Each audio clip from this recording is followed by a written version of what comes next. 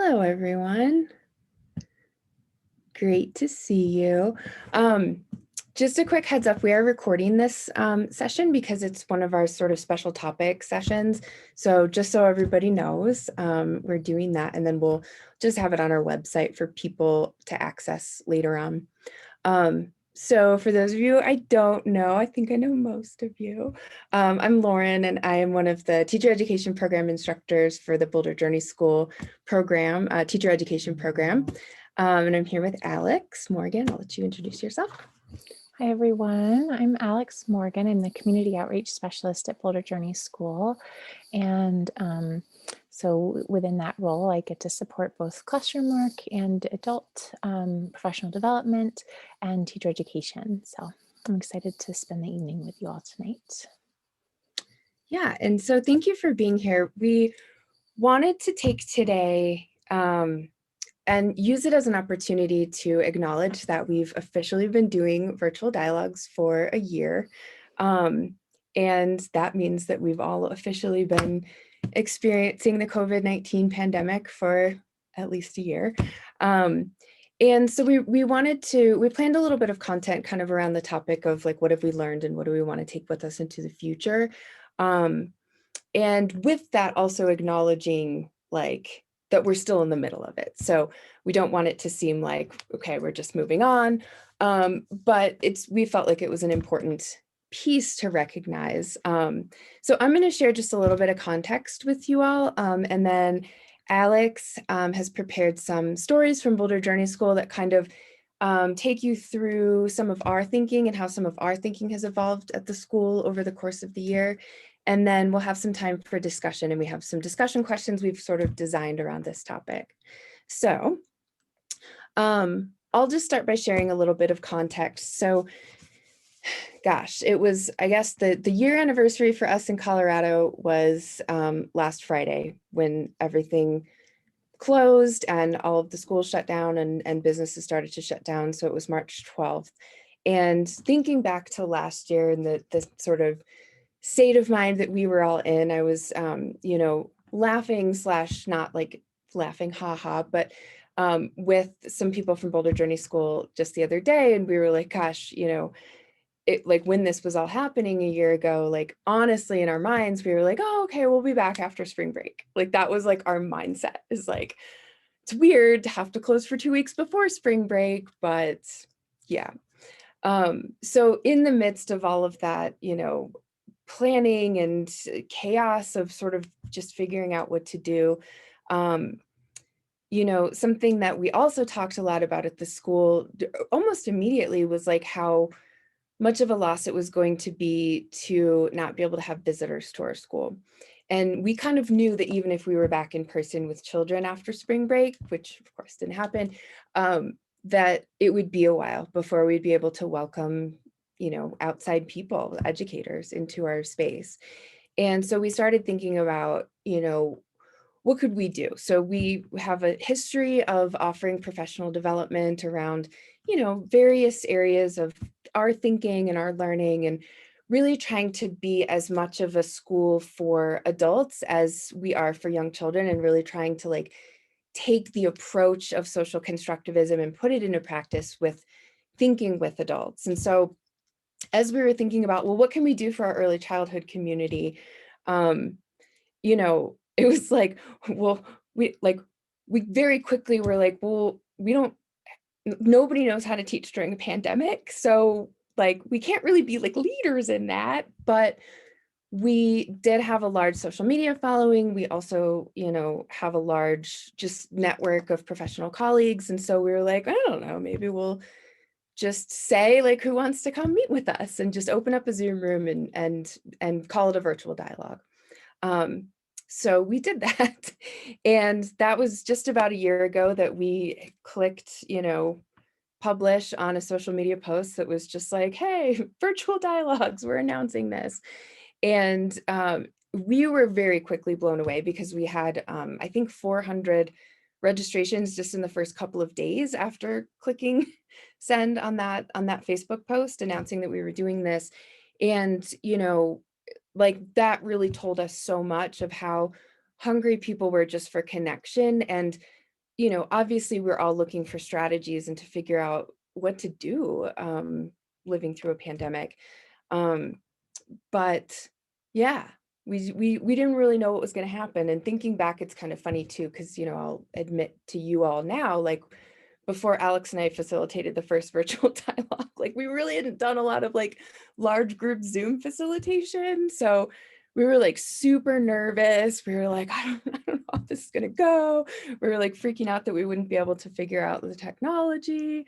Um, but we did. And what we found just over and over and over again doing these virtual dialogues is that, everybody is super forgiving when we couldn't figure out the technology because everybody was in the same boat, figuring out Zoom and how far we've come in that respect.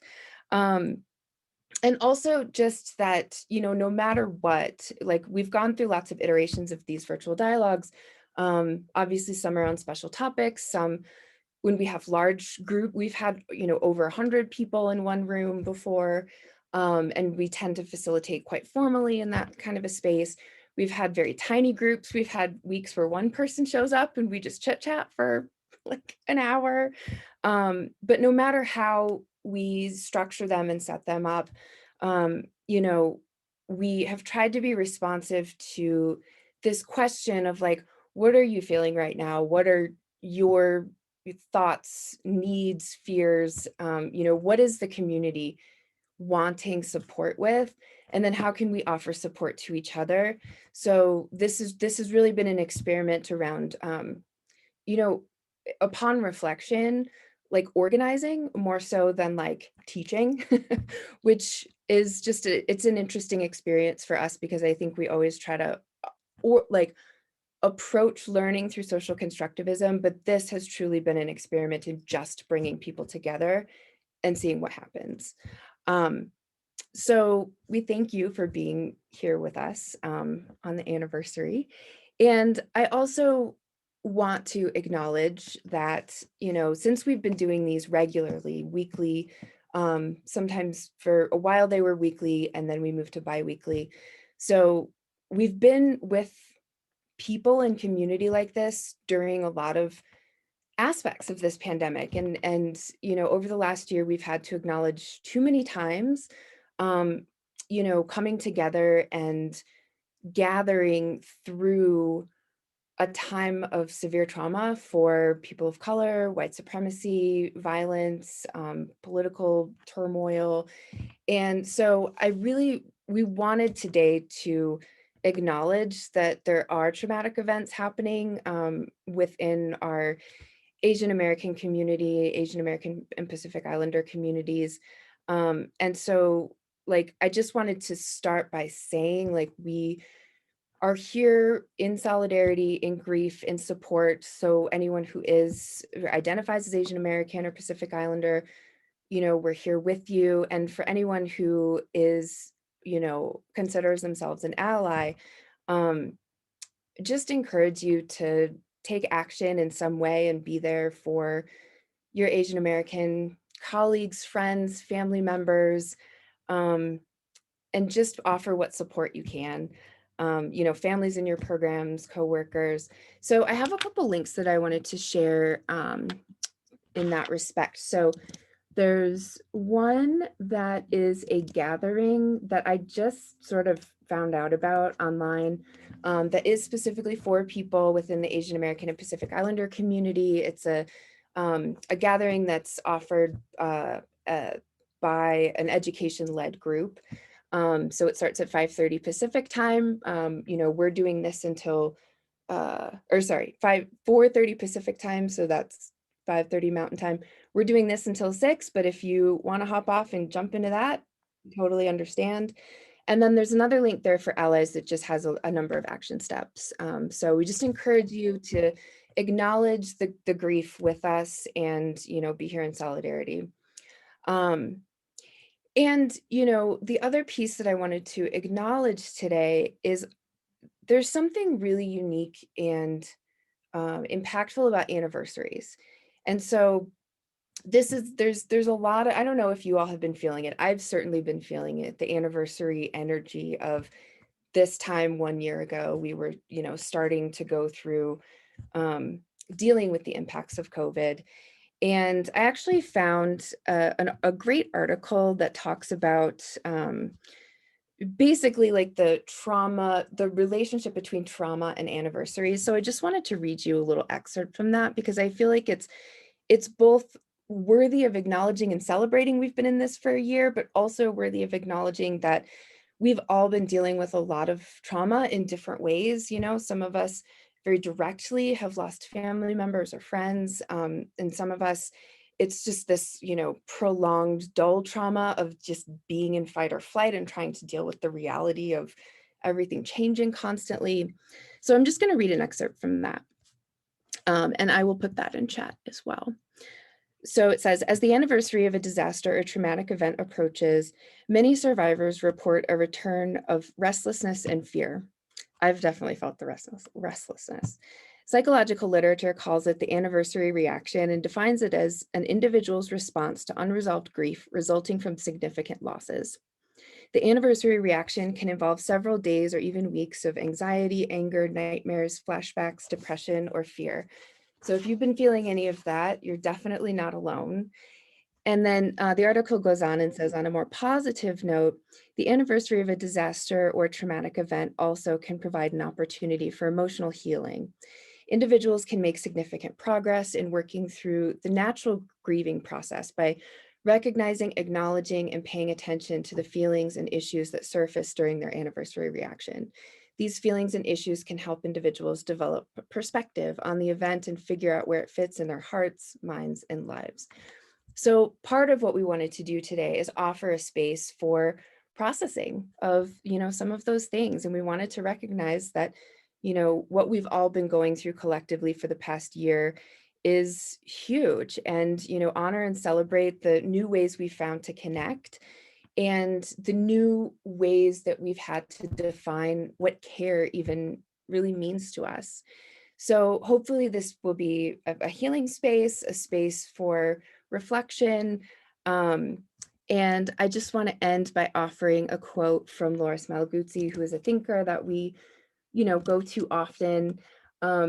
This is a quote that we actually read at the beginning of a lot of the virtual dialogues when we started doing them last year, to kind of ground ourselves in like, okay, this is huge. And early childhood educators are good at living in uncertainty. And so we can connect to that. So the quote says, life has to be somewhat agitated and upset, a bit restless, somewhat unknown. As life flows with the thoughts of the children, we need to be open, we need to change our ideas, we need to be comfortable with the restless nature of life. All of this changes the role of the teacher, a role that becomes much more difficult and complex. It also makes the world of the teacher more beautiful, something to become involved in. And so we offer this as just acknowledgement that like what we've had to live through for the past year, no matter what that has looked like or felt like for you, is an enormously impactful, and also an enormous opportunity, um, and also enormously disruptive to our lives and traumatic to our lives. So we want to hold the trauma and the opportunity together and not dismiss the role of either of those things and just be in community together. So Alex is going to share some stories from Boulder Journey School, some things that we've sort of learned and been reflecting on over the past year, and then we'll have some time for discussion. Thanks, Lauren. As you were sharing the piece about anniversaries, I know I was feeling all of that very viscerally within my, right in my chest. It's been a year of change, a year of absolutely trauma, and also a year of reflecting and growing as every experience helps us to do. And so as Lauren and I were planning for this evening, we thought it would be interesting to kind of take a retrospective on some of the stories that have come up and some of the sort of thinking points that we have focused on in virtual dialogues throughout the past year. So what I'm going to be sharing are stories that have taken place over the last 12 months, and sort of the new understandings that have grown out of them. Because really you know, we can't, even if we wanted to, we can't ever go back to the way it was because we're all significantly changed globally. Um, and furthermore, I don't know that we necessarily want to go back to exactly the way that it was, because I think that that is part of growth, is that we see the pieces that can be hopefully improved. So I'm going to be sharing just some of these kind of ahas and realizations that we've come to throughout the year.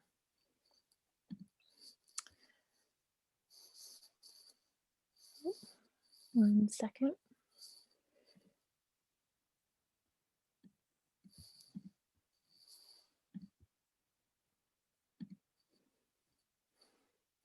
And I will say that 12 months later, still my favorite thing is watching somebody on Zoom try to share their screen.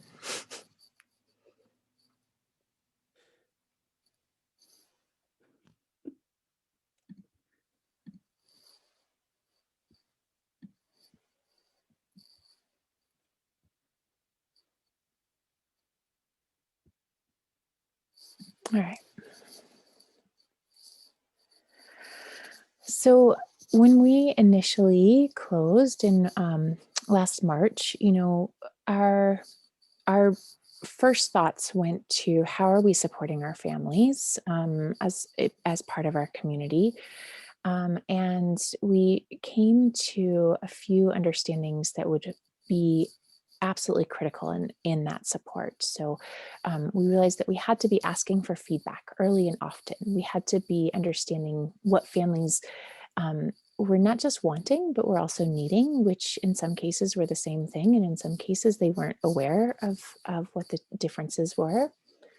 Um, but within that, we also had to remember what we know about learning and how important relationships are in learning. So how can we make that our first priority? Um, it felt like sometimes an insurmountable task, but we wanted to remember how important it is to still approach learning with young children through joy. That the fact that we were not all together didn't mean that we could not take comfort and take joy in this aspect of learning. Um, and then for both families and for our teachers, we wanted to remember how important it is to focus on what we do have and not what we were missing.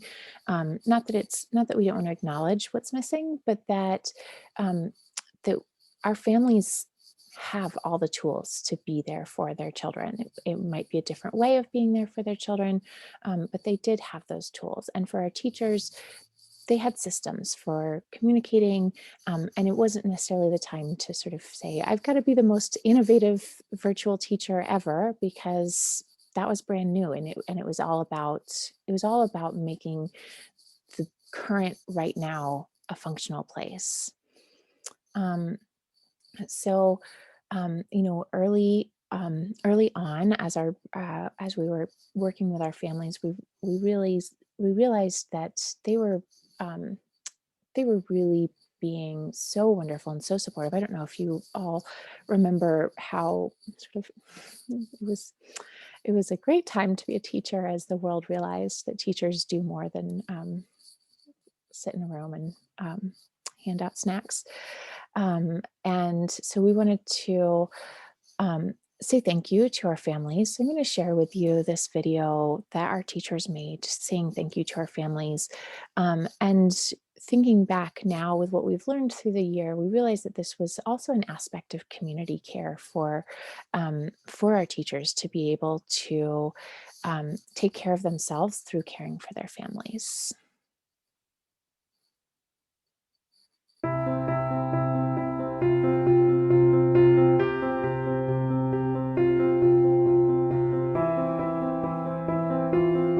Thank you. Thank you to everyone from the bottom of my heart. I miss you all so much. Hugs.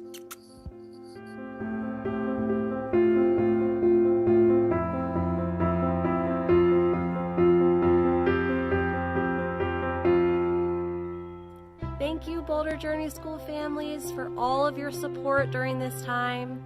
As teachers, we are so appreciative. Thanks so much. Thank you so much for your continued support and love.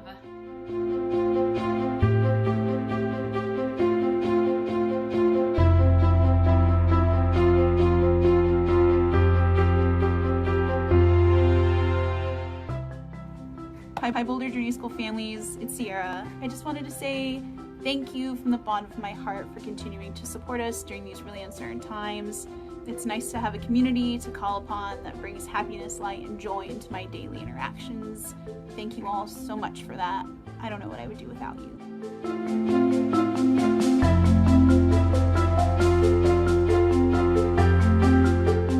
Thank you so much for your support. We love and miss you all. Thank you, Boulder Journey School families. I miss you all so much, and I wish I were there with your children. This is really hard, and I love you, and I look forward to seeing you all again.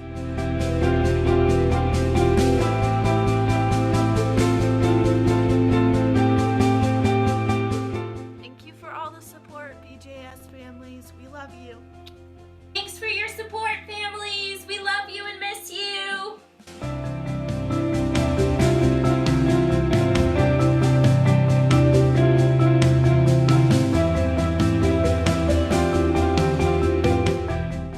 Thank you so much to all families for supporting us during this time. We love you and we miss you. From the bottom of my heart, thank you.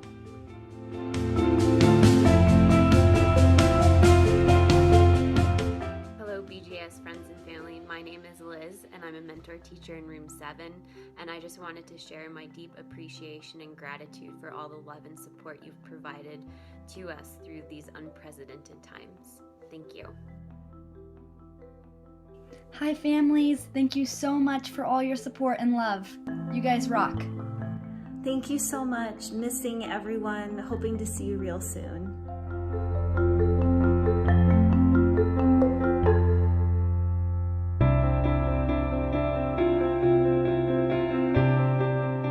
A heartfelt thank you to all of the families. We miss you and we love you. Thank you. Love you.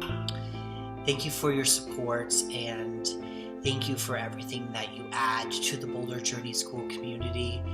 We are so thankful that we are able to be a part of your lives and to work with you and your children. Thank you so much. To all of the families at Boulder Journey School, we say thank you.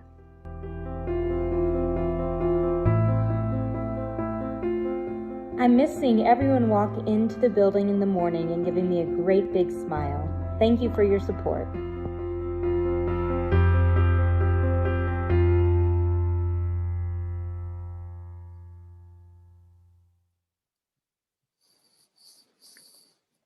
So there was really something that we learned about the importance of acknowledging gratitude immediately in this situation, and also of gathering individual voices into a collective.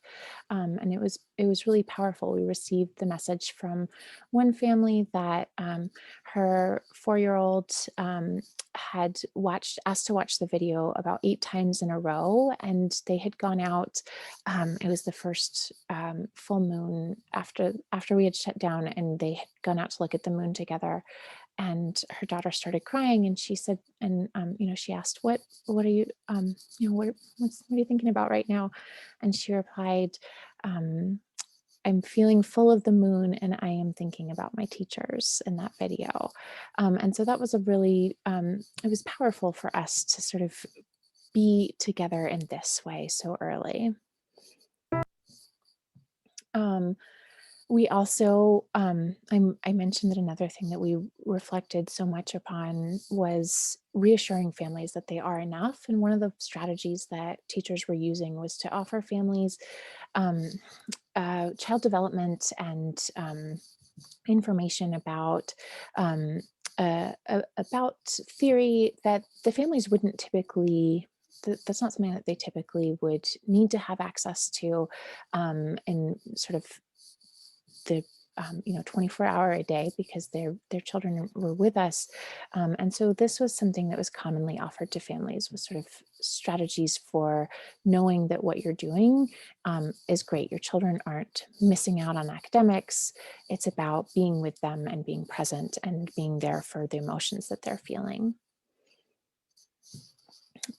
We also saw as teachers reaching for many strategies to infuse joy. So one teacher shared her son's stuffed animals coming to virtual school with him. Another teacher took part in the that challenge that was going around where you recreate the famous paintings and invited the families in her class to do that. Another teacher went through the recycling bin with her children and then shared with the families how they had done that and what materials they had pulled, and offered families ways to find materials at home. As we moved through these experiences, we noticed that the topic shifted to really thinking about the intricacies of online learning. And we recognized that as we were getting more comfortable in this new space, our experiences were sort of divided into 4 categories. There were times when we were coming together, for instance, like this in a Zoom experience, so families would come together. There were also times of offering family support and education. There were times when, like with the museum pictures, when teachers would offer maybe the start to a story or a prompt, and then families would share their experiences at different times. And then there were also lots of invitations and provocations for families to try at home, whether they shared that feedback with the teachers or not. So I'll just share a couple examples of these. There were, we offered sort of examples of materials and gathering materials. So materials for mixing, sorting, patterning, composing, materials that break down and decompose, materials that roll, and materials that make ramps. So different ways to help families in seeing the items that they had at home and how those could be extended. And then we saw, these were some of the invitations and provocations that were offered. So for instance, this teacher walked the class through the experience of pulverizing an orange peel, and then offered questions for extension. So how could families then engage with their children in the ways that teachers would engage with the children? And over the course of the many months that we were participating in virtual learning, we saw teachers just bring out some amazingly creative things as was happening all over the world. And, we reflected that, there were, for instance, like famous authors coming to read the stories that they had written to children, which was incredible. But sometimes it was that personal touch of the teachers reading those stories to the children, because it was about seeing somebody they knew on the screen. So I'm going to share with you just this compilation of experiences from our virtual time. Hi, everybody. Hi, friends. Good morning. How are you all doing today? Hi, everybody. I miss you all, and I hope to see you very soon. Hi, friends. I'm here with Cinnamon Turbo Racer on this Monday morning. You are my sunshine, my only sunshine. You make me happy when skies are gray. You never know, dear, how much I love you. Please don't take my sunshine away. The other night, dear, as I lay sleeping, I dreamed I hugged you in my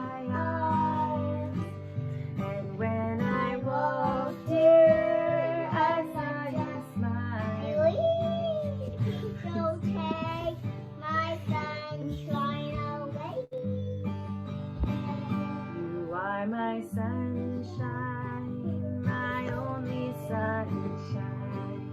You make me happy when skies are gray. You'll never know, dear, how much I love you. Please don't take my sunshine away.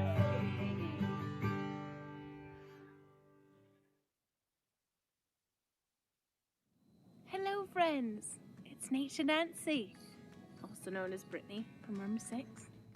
You are my sunshine, my only sunshine. You make me happy when skies are gray. You'll never know, dear, how much I love you. Please don't take my sunshine away. The other night, dear, as I lay sleeping, I dreamed I hugged you in my arms. And when I woke, dear, I saw you smile. Please don't take my sunshine away. You are my sunshine, my only sunshine. You make me happy when skies are gray. You'll never know, dear, how much I love you. Please don't take my sunshine away. Hi, everybody. So then, as Colorado moved from our level red back down to, or we moved from stay-at-home orders to safer-at-home orders, we started to think about reopening the school, and with that came a whole different kind of fears and a whole different kind of anxiety than we had been seeing, as and teachers were really nervous, understandably, about returning to the classroom. And it was during some of these faculty meetings during this time, you know, we were hearing that there were physical concerns, of course, and there were concerns about cleaning, and there were concerns about whether or not we would be able to be the kind of teachers that that we wanted to be and teach with the philosophy that we value. And so, you know, one of the things that we have always sort of looked to when we're in a time of uncertainty, and this, of course, was magnified, is that we research our current context. And so that became our research for the beginning of being back together. And that research was thinking about new ways to be together. So we looked at redesigning spaces and considering materials, and also protecting our physical and emotional health. We actually we're kind of grateful, because we were set to reopen on one date, and then Colorado extended our stay-at-home order, and it gave teachers the opportunity to have a week where they could go into the school at staggered times and get their classrooms ready. So this is a virtual tour that the teachers in a pre-K class shared with their families, because families would no longer be allowed in the school. Hi everyone, I'm Erin, and we're going to do a little tour of room 11.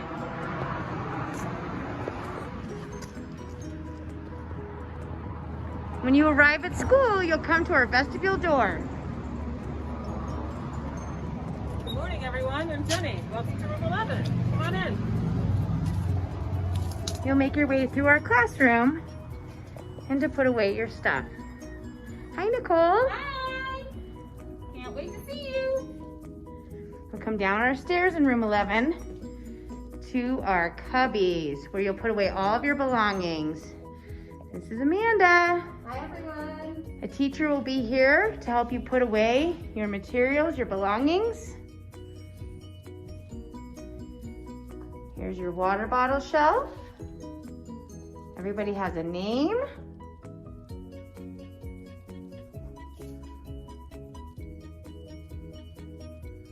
And then you'll head upstairs to wash your hands.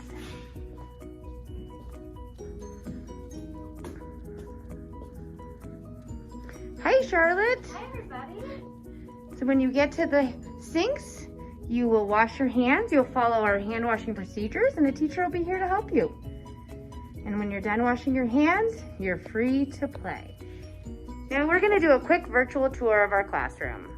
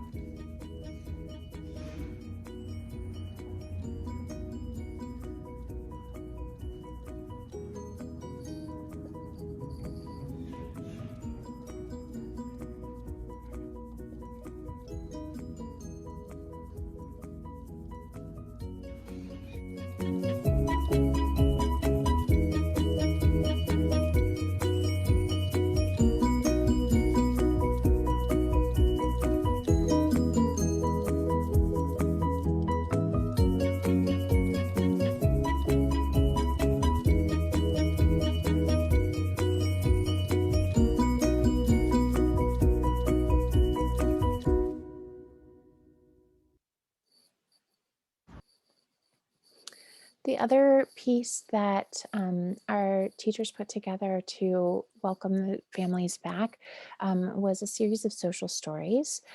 So they created one called Making Room for Each Other because we were thinking a lot about the language that we use, and staying apart felt very distancing, as does social distancing, but making room felt like a concept that that children can understand, and also sort of has that empathy piece embedded in it. So they created this story and shared about the things that we can do while we're making room, and the places that we can be together, and then invited the classrooms to read these stories together and have their own discussions. So each classroom then was able to say, okay, this is what making room means for our age group. This is what it means for the children in this class for this particular context. And the children then were able to really pull in why making room was important. And as we have moved through the year, and we have, found that some of the things that we were initially nervous about are not coming true. So, for instance, the initial fears about whether or not children would be able to emotionally respond to us with masks on. We saw that, infant teachers would smile at the infants and the infants would smile back. But as we've moved through this year, we've remembered, as one teacher said, we're sure to maintain the same level of care for one another through kind words, affirmations, laughing, and expressiveness. We create a space of curiosity, novelty, and love to maintain the high quality of learning and support for our children. Mental health is important. And I want to end our stories on that note, because I think that has been a huge piece that we've always sort of known, but this is the year that we have really brought this into a part of our practice, is how are we supporting the mental and emotional health of our children and of our teachers, as well as, of course, our families. So So those are some stories and retrospectives from the past year. And we want to now turn to you who have been, our virtual dialogues have been so instrumental in helping us to process these feelings as we're all experiencing this completely new year together. Yeah, so thank you, Alex, for sharing. And I'll also just add that I think where we are right now is even like a whole nother, we're living a whole other sort of phase of our thinking together as a school community, because right now the most active questions for us are, at this point, most of the teachers in the school have been fully vaccinated. And so we're asking these questions about like, what are people's comfort levels now with certain aspects of what we've been doing for the past, several months that we've been back in person, like beyond just like philosophically, but like logistically, like how often they're washing their hands and like the levels of cleaning that they're doing. Like somebody brought up an example of like, we put like extra couch covers on all the couches. We've always put couch covers on the couches, but there's like a new system where there's like an extra couch cover.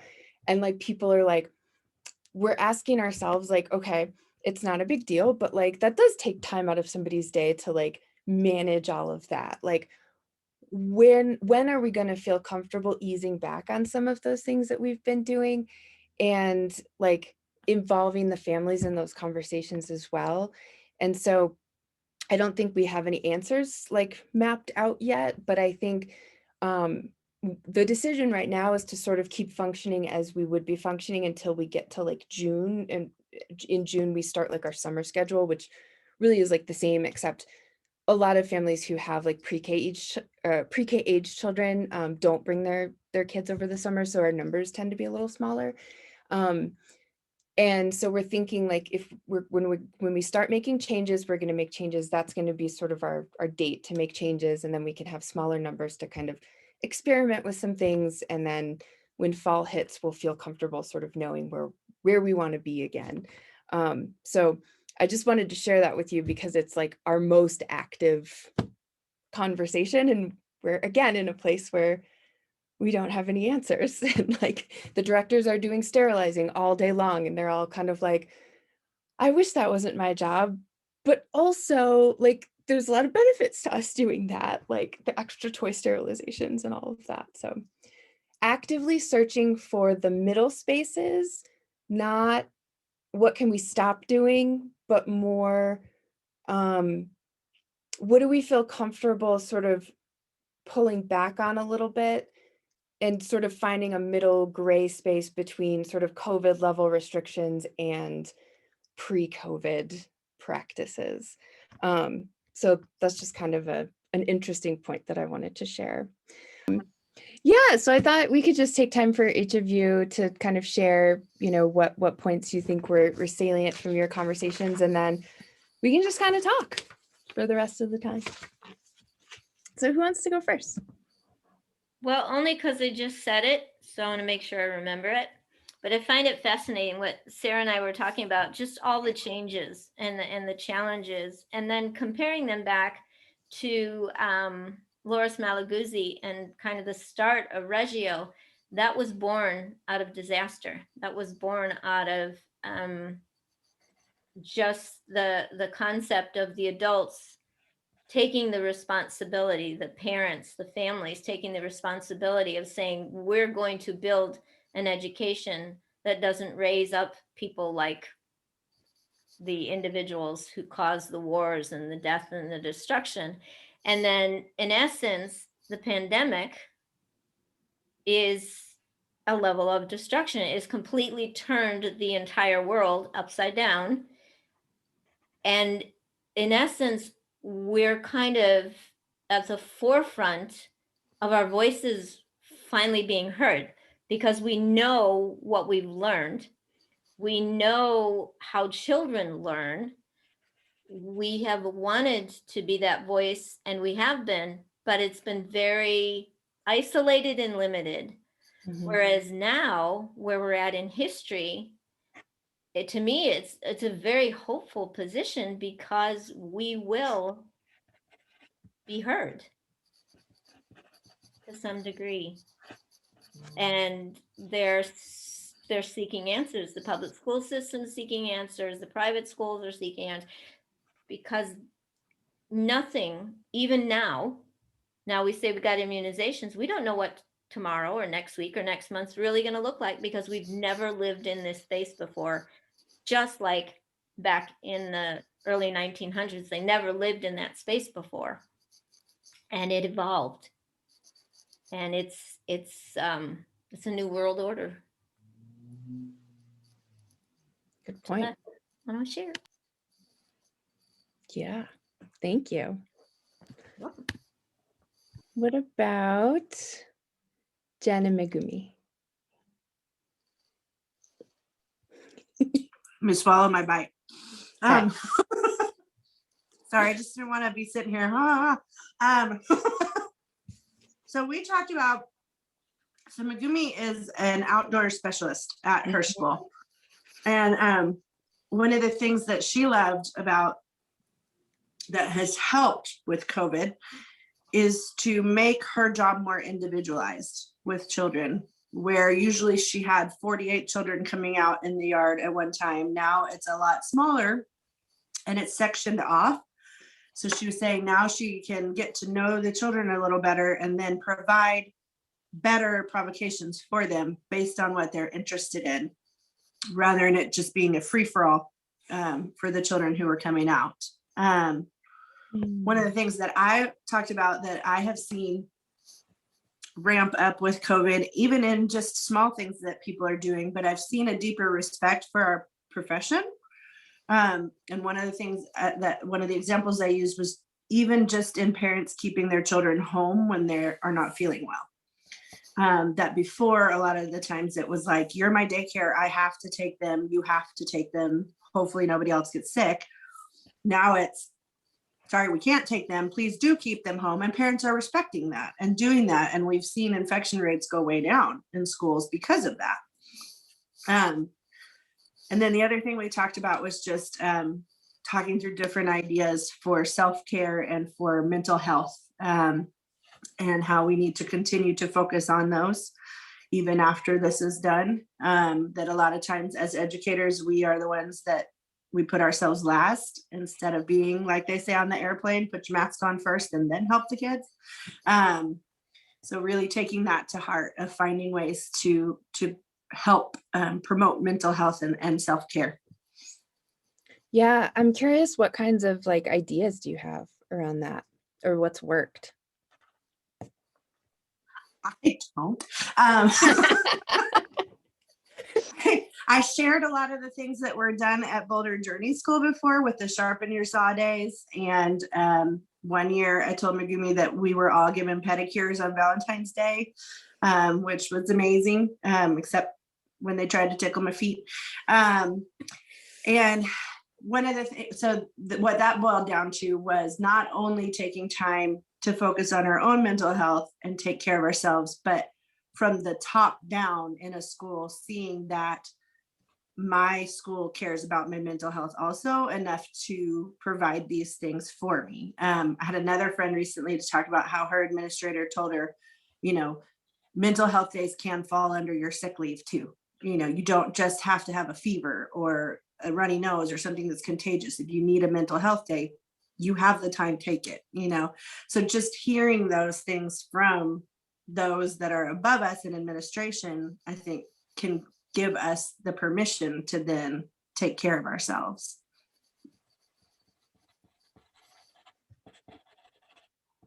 Yeah, no, that's a really interesting point about leadership. And I think like, no matter what kind of position you're in, like teachers in some way, shape, or form, all are leaders.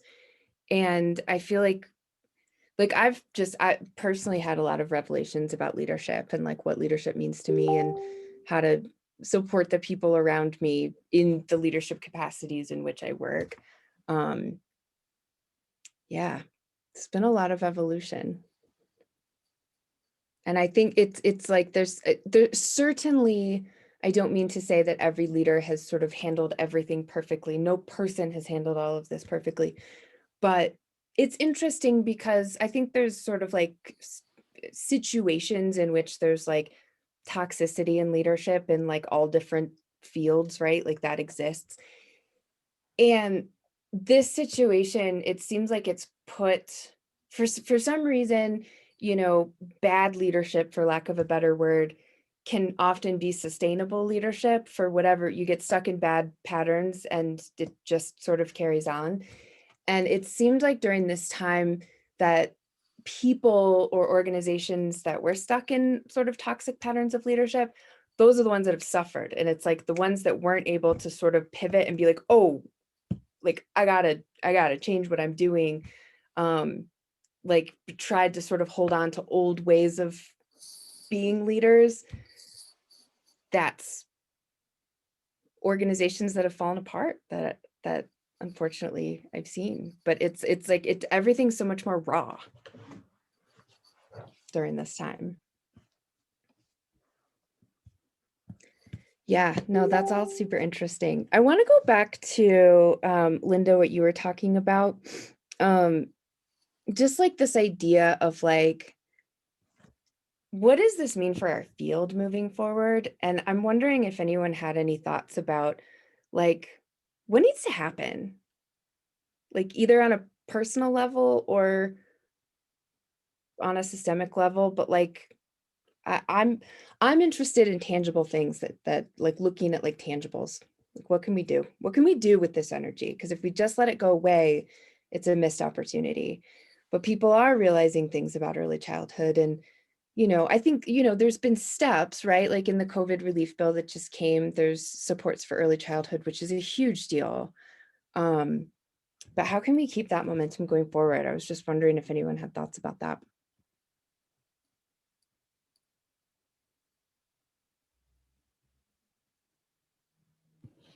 I think one of the areas, only because I've been involved a little bit here in Illinois, I try to participate in as many webinars on education as possible or Zoom meetings. And I think one of the key things is listening, just really listening to what they're saying, trying to see their side of the story, see what their perspective is, and then developing relationships with those individuals, not necessarily going in and saying, well, here's the answer, you need to do this or you need to do that. But just when there's an opportunity, bringing in the, this is what I've heard you say. This is, if I understand, this is where you're struggling. This is where you're having trouble. You know, what other kind of things have you tried? And have you tried something like this or whatever? You create an environment of brainstorming per se. But first, just really listening, just being there, being in the space, respecting the space. And I think that really goes a long way for pretty much a lot of areas that we're dealing with right now. You know, the groups who are marginalized, the individuals who are struggling, the groups that haven't had a voice and haven't had a power. And it's not necessarily my job to go in and fix it, but it is my job to become as educated as possible, so that if there is an opportunity that I can, as you talked earlier, Alex, and stuff like that, walk alongside and support or be there, you know, be an ally, and it's the same thing with education. How are we developing that relationship so that there is receptivity? Yeah, no, that's a really good point. I was just looking up Carlina's Pedagogy of Listening article because I feel like listening is so important. I have a question, and this is for anybody, like, do you think we've gotten better at listening? in the last year or not?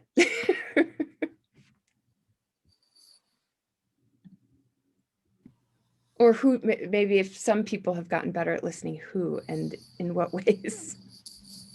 I haven't really, that's one I haven't really pondered during this time. It takes a concentrated effort.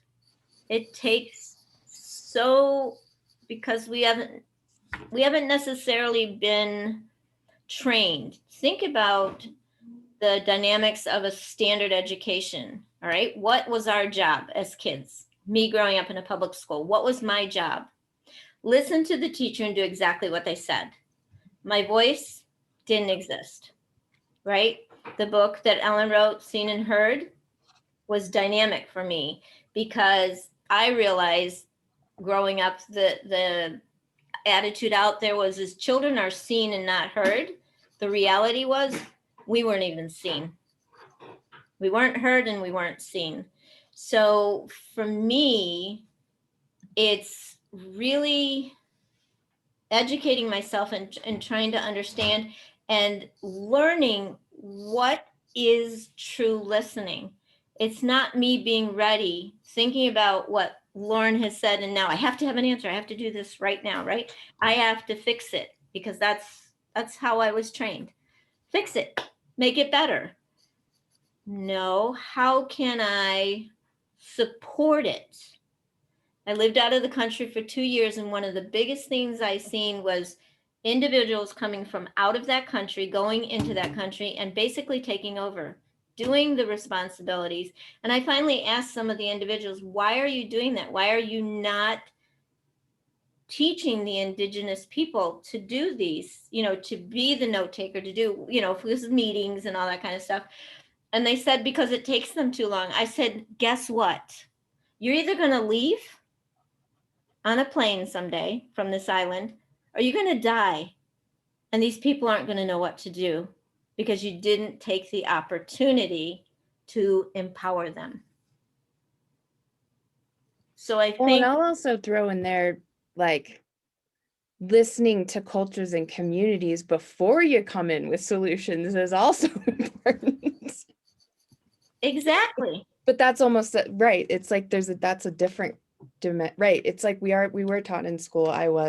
Listening is compliance. Mm-hmm. And listening is this.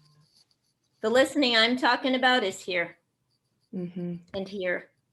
Well, and Lauren, I really appreciate you bringing up Carolina Rinaldi's article, which for me was such a powerful sort of reframe on what listening is, because I think that and Linda, like you were just saying, that it's not about what's taking place in your ears. It's really about reframing yourself to meet the individual and see and like be aware of the individuals, who they are, and that it's about being prepared for yourself to change in response to the individual. And I think that is going back to your question about have we gotten better at listening over the past year. If I sort of think about it in those terms, I don't know. I think maybe pockets of people have. I think that there has certainly been more conversations about it, about that sort of responsivity that's so missing in our culture than there have been publicly, which I think is a great step. But as far as sort of actively participating in being responsive community members, I don't know that we are there by and large yet. Mm. We're embryonic.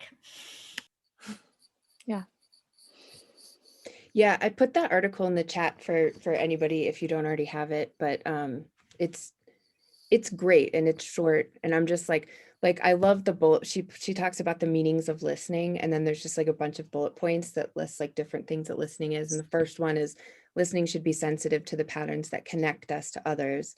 our understanding and our own being are a small part of a broader integrated knowledge that holds the universe together. That interdependence is so important. Well, and I asked that question too, because it's like I've had experiences over the past year where I felt like people in positions that aren't education, I've felt like they wanted to understand something about education that I've never felt like they really wanted to understand before. And like an example is like when this all first started, I remembered I was texting one of my city councilors, because I do that. And I was asking her questions about what was happening. I was just like, so what's going on? When's the county going to shut down? Whatever. And I've found when you ask those questions of people in power, sometimes they just tell you. So I always ask. And then like, she knows that I'm an educator because I work that into conversations. And then it's like, she has small children. And then she was asking me all these questions about what early childhood educators were experiencing because her son's preschool was closed. And things I was telling her was causing her, because I'm like, she's known that I'm an early childhood educator since I've known her, since I first texted her and was like, hey, you're going to take text from me and you're going to answer because you're my city councilor. She's known that for a long time about me, but she's never had questions before. And it's like during this time, several times she's texted me like throughout this year and been like, hey, like what's going on with early childhood community in this area? Because she's trying to inform herself about policy discussions that are happening, or, you know, health and safety discussions that are happening or whatever. And it's interesting to me because it's like, that's something like to have policymakers asking me questions that they've never asked before. And I feel like hearing me, but, and then at the same time, I'm like, but is that enough to create ripples for like real change? I don't know. Yeah, I feel like there's like with all the time that people have had, and I don't mean that like everybody has been like having free time, because I know personally I definitely haven't, but it's been a different way of interacting with time this year, right? Like I feel like there have been conversations about the need to be better listeners for whatever language we're using for it. And then I think it's still being put into practice. So like your counselor knowing to like ask you questions, and then it's like, right, like, I don't know that we're quite at like the next step of that, like interdependence. I mean, I definitely am not there. Like, I feel like I'm having more awareness of what I should be doing, but not yet in practice. I think I would agree with you, Alex, on that, in that I feel that in this last year, a lot more people have been given a stage. A lot more people have been given more of a voice, not as much as they need, but more of a voice. But I don't necessarily know that more people have been listening. In fact, when I was thinking about all the issues that have gone on in this last year, to me, it feels like I'm standing in the middle of Times Square. And I've got this coming at me, and this coming at me, and this coming at me, and this coming at me. And I've got to figure out, okay, where do I look and what do I focus on? Because for me, this is personally me, it feels like there's a lot more out there, but I just don't know that even being at home and even having possibly a little more time on our hands, or, you know, the new normal that is coming out, that we've really turned our attention to listen and turned our ears and our hearts to listen to things, or have we just kind of got the headlines and then moved on?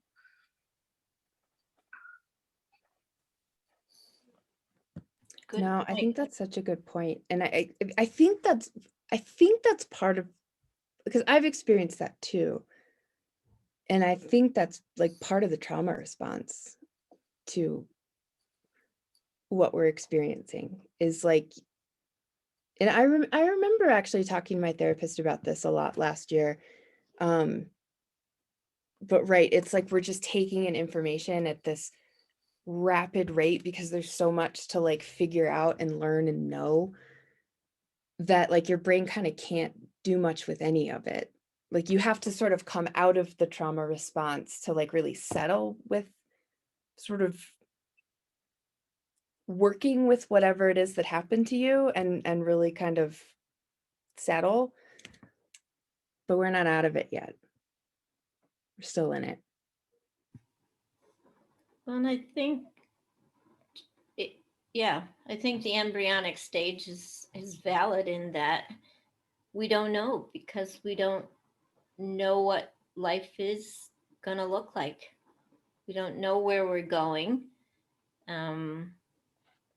We're evolving and we're creating in this space right now. And I think that's why I like coming to these every 2 weeks, because I feel like we're building a foundation right now.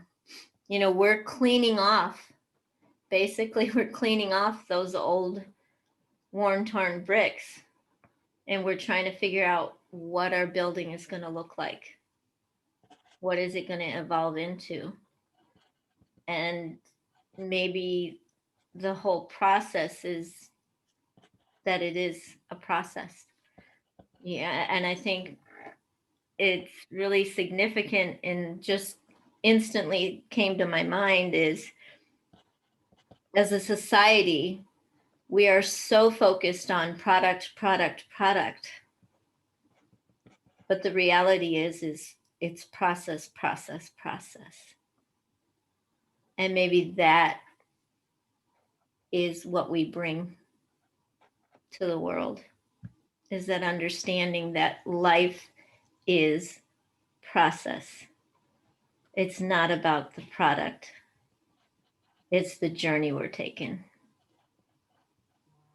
to discovering what it is.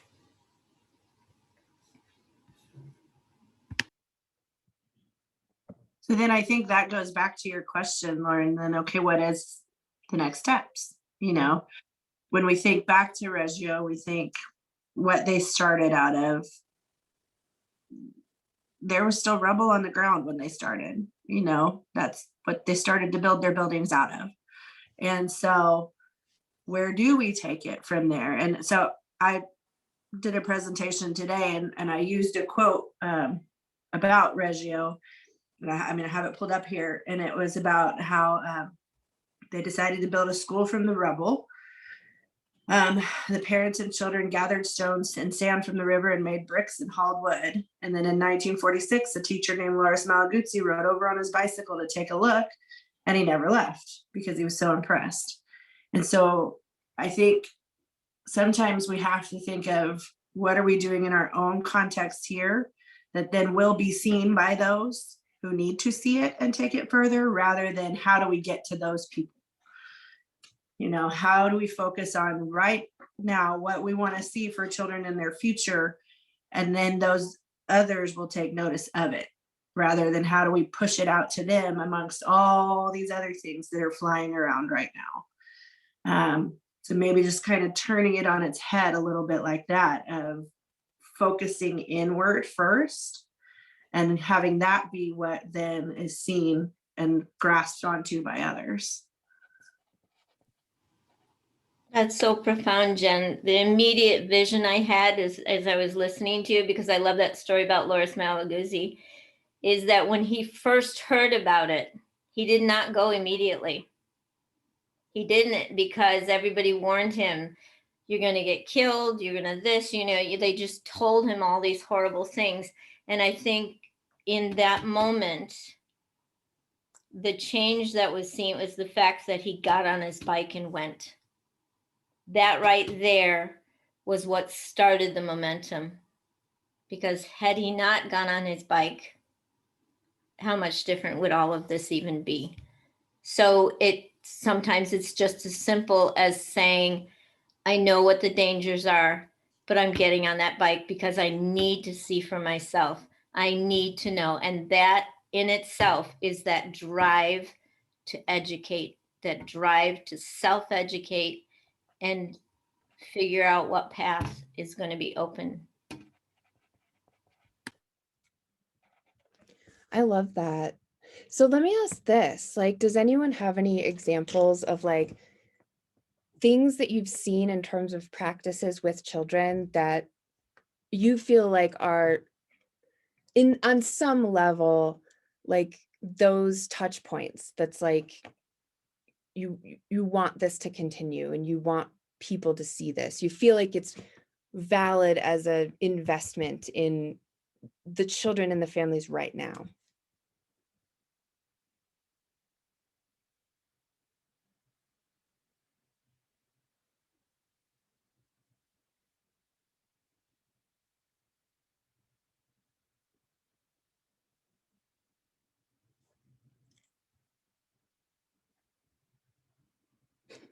Explain a little bit more. Well, I'm just thinking about Jen's point of like focusing on our contexts and focusing inward and, you know, doing so with integrity, then as a means to sort of like not worrying about the bigger advocacy like right now, but like working on building up our own integrity that will potentially attract the advocates and attract the people to see what we're doing. Like one thing that I'm thinking of, and this is still kind of a broad example, but like Megumi, you brought up like outdoor education. And like, that's something that I think, like, I have seen a lot of people gain a new sort of understanding and recognition about the value of outdoor education. And it's like, I know in Colorado, there's like some people who are working on like forest schools and who are actually like working with legislators and, you know, our Department of Health and Human Services and all that to try to like get a license for that. Okay. That was happening like the year before the pandemic. And then like all of a sudden we're in this pandemic situation, and then like schools are like leaning on being outdoors as like a solution. And like, that's one of those things that I'm like, I don't want that to go away. Like, I want that to keep being built up, because I think like eventually it's like, we're not going to need such a push to like partner with the legislators to convince them it's valuable, because they've probably by now all experienced it with their own kids. So, I mean, that's just one thing that I think of, but I just didn't know if people had other examples that you could elevate or share. Well, Lauren, I just, I was thinking the same things that I've been being outdoor teacher, but before pandemic, even teacher, or even parents, outside is more like a time to play, time to take a rest, for teacher to take a break from indoor. But now more even teacher, they are really using outdoor as a learning moment. And so I can see even my coworker really shifting, being just standing and just watching kids. Instead, they're more engaging, and I'm noticing that they're taking a note. By the way, my name is Megumi Clausen, and I am from Orange County, California, and my school is just started to have a Reggio philosophy. We are baby step, brand new Reggio school. So for me, even teachers started to taking down the note, what the kids are saying. Those little things really inspired me, like, oh my God, this is a great, opportunity. And one teacher mentioned that because of this pandemic, we have to dividing our yard for the section, and everybody has to stay in one section a day. So that means they have a more deeper connection within that section. Usually when they go outside freely, kids who likes to just dig, they go always digging, sand area.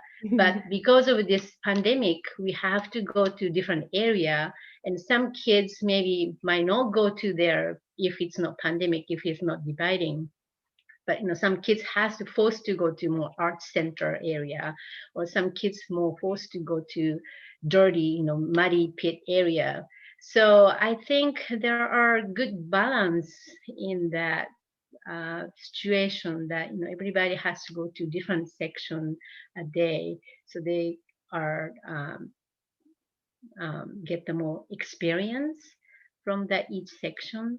So yes, Lauren, I really think that an outdoor has been more recognized as an important part of education. I'm very happy about that. Well, I'm even thinking, I'm going to tie this back to self-care too, because I'm remembering like that last summer when it was like, you couldn't go do anything. Like my husband and I would just go to like parks or go to, the mountains, or, go hiking or whatever, like was our only activity that we would leave the house for. And so it was like out of necessity. And yes, I live in Colorado, there's hiking all over the place, but like life is busy and like, I just didn't always get there. But my mental health was improved so much by spending so much time outside this summer that I'm like, that's personally something that I'm going to take with me. But I think I feel like that could be like a great sort of thought to end on, is like thinking about an example, something like nature education and everything that we've sort of gained from being sort of forced into experiencing nature more for all kinds of reasons. And then looking at the educational benefits and the wellness benefits that can come from a continued sort of focus on that, whatever that means for your landscape or your particular environment. And that's one example, but I think that it could be a good point to end on, to consider like moving forward, like let's try to identify like those other things that we see happening in our practice, in our everyday, like at our schools, or in bigger ways, like bigger patterns, that we do want to like highlight and elevate. And maybe that's, it's like this advocacy conversation. It's like less about sort of grabbing policymakers and trying to force them into our settings, and then it is really sort of building up and highlighting what we're doing so that we have the stories to share, the documentation to share, and the conversations flow more naturally. They lend themselves more to listening, I guess, when there's sort of a shared connection, interest, entry point for all. And I think that nature is one of those things that's like, there's an entry point for everybody there. So I just think it's a good example. So I think, Alex, you had a couple announcements and we're going to wrap up just a few minutes early. But do you want to share your final thoughts? Yeah, well, I first just want to appreciate everyone who hung through and stayed with us. This closing dialogue has been really powerful, and I really appreciate coming out of it with that sort of concrete thinking about like it's sort of a framework to say, okay, this is how I can identify the things that are working that I want to take, because it's been sort of a nebulous conversation that we've talked about for the past year. And I think, we're not through it, but it does feel like we're at a point where we can identify some of those things and start to put plans in place. And something that we talked about at the last virtual dialogue was this idea of you can't have hope without action, otherwise it's empty. And so I think that this is a lovely place to focus for our action steps, is really like finding those concrete things that are working. It doesn't have to be the big systemic overhaul at once, because it doesn't work that way, unfortunately. But we can find those concrete points. So thank you so much for being here and contributing to this dialogue that has, for me, definitely stemmed hope with some action steps. I do want to share that we are just days away from launching registration for the 2021 summer conference, which will be fully virtual this year. It's going to be a little bit different. If you were with us for our conference last year, it's going to be a little bit of a different format as we play with some of the things that we have learned about digital spaces and how to make those digital spaces work for us. So we'll be pre-releasing presentation content and then coming together for dialogue, really longer times of dialogue, so that we can have a really interactive piece to the conference this year. And then I also want to share certificates with you all. So I'm going to put your PD certificate into chat right now. And so that should be in chat. If you're unable to download it from the chat, you can send me an email and I will send it to you right away via email. But yeah, that's our big announcements. We'll still be here in 2 weeks, dialoguing, and hope to see you again. Thank you, everybody. That was great. Thank you all so much for showing up and bringing your thinking and hanging out with us.